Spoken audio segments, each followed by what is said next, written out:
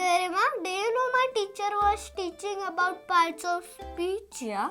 Like nouns and pronouns. I really didn't understand about pronouns. No issues, Rudy. Let's understand what are pronouns. Sure. Hey kids, how are you? Excited to learn a new lesson with me?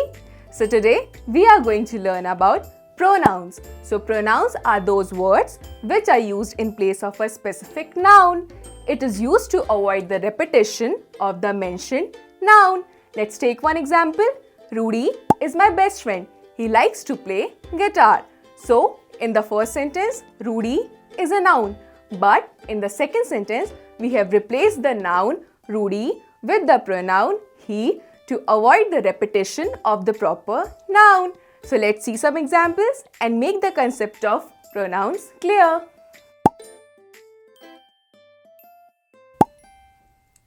Let's take our first example of pronoun. I am a student. So in this sentence, we have replaced a proper noun with the pronoun I because we are talking about first person singular. So Rudy, read the second example.